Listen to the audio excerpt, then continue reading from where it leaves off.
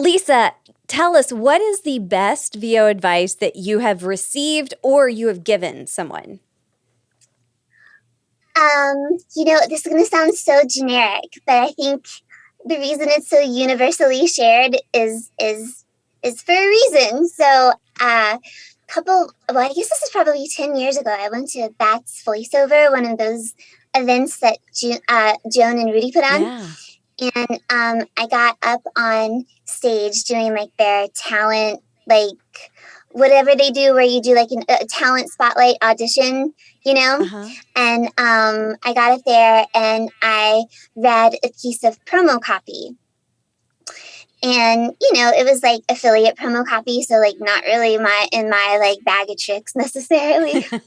But I delivered it and whatever.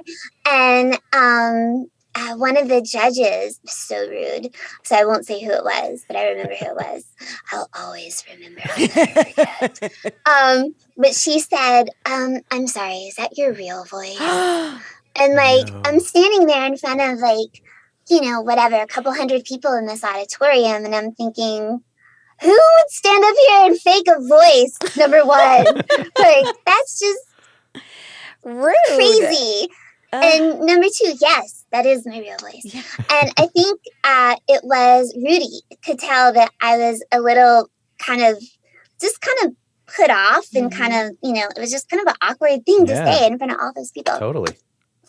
And so he jumped in and he's like, oh, yeah, that's definitely Lisa's real voice. And whatever he said after that was, just really nice. And then he looked at me and he said, just read it again.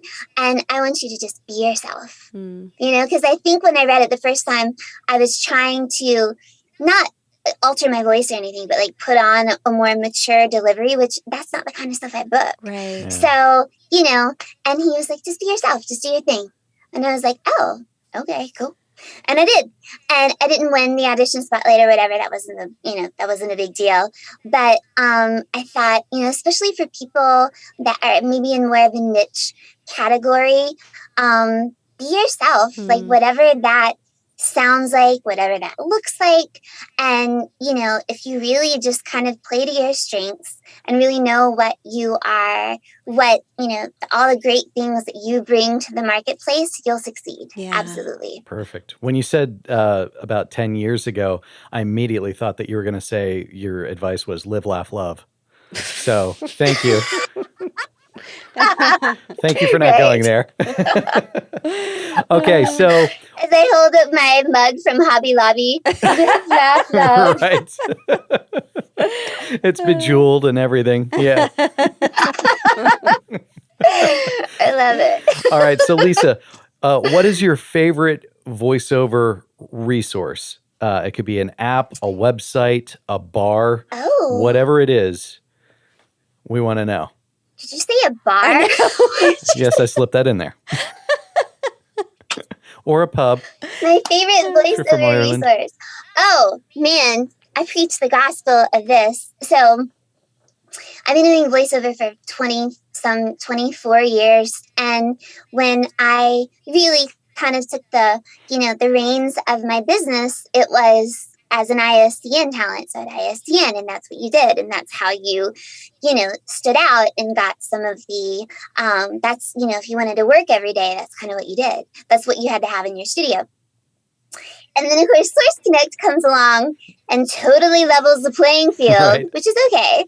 But Source Connect is not only, just the perfect replacement for ISDN. And if anyone's listening to this and you're like going to Google what ISDN is, please don't. It doesn't matter anymore. Source Connect not only has it effectively replaced ISDN, which is great because, for people like myself that had ISDN, it was very expensive. Like the hardware was super expensive. The servicing it was super expensive. Just the monthly fee was super expensive. So not only did it take care of that, but the Source Connect, when you subscribe to Source Connect, not Source Connect now, but like as a Source Connect standard subscriber, so the one that costs money, you get access to their subscriber directory. And that is gold. Like, I remember the first time I ever tried to put together, and I put together like a list of contacts for ISDN studios all around the US and then, in other countries. It took me months and months and months. And they're just, back then there was the Digifon digital dial-up directory, I think it was called, and then a couple of other online resources, and you're just kind of hodgepodging it together. And now, there's this amazing tool that is included with your Source Connect subscription that gives you the ability to reach out to people and introduce yourself in a way that isn't weird or invasive or out of the blue, and just saying, hey, what's up? Like, I'm a voice talent. I have Source Connect. I came across you in the Source Connect database. Just wanted to reach out and send you a link to my demos. I'd love the opportunity to work together, blah, blah, blah. See you later. Bye. However you want to like communicate that in a like that initial kind of email that goes out.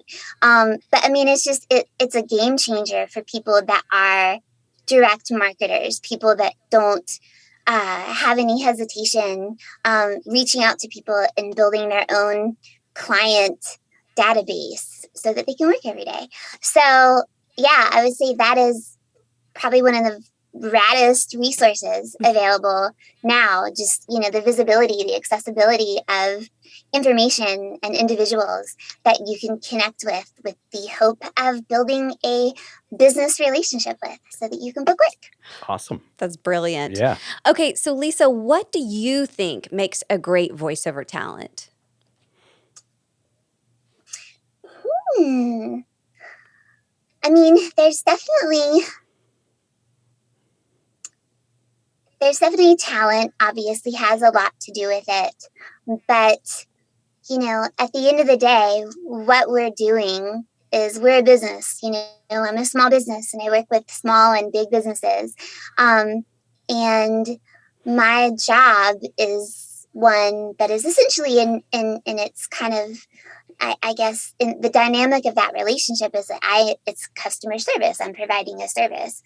And I think being able to not only acknowledge, but also kind of lean into that role of being someone who's there as in a support role related to the people that you do business with, and just kind of understanding that that is, that's part of the job. And like, that is actually kind of so much easier than putting all this pressure on ourselves to like show up and be whatever, funny or, just something dynamic, like whatever it is. If we just kind of look at what we do as providing a service, we're a service provider, and just kind of just rest in that, it alleviates so much of the stress that we put on ourselves to be either something that we're not, and so just, I think what makes a good voice talent is someone who not only acknowledges but also appreciates our role as one of support and service to other people versus I'm a talent, I'm a star, hey everybody look at me. And so I think that's what kind of gives you staying power, because people like working with people that are helpful. So yeah, in a nutshell, sort of. Yeah, I love that. Was that too many words? No, or was that was concise great. enough? Yeah, focus on service versus star, like customer service, not customer star. I love that. That's great.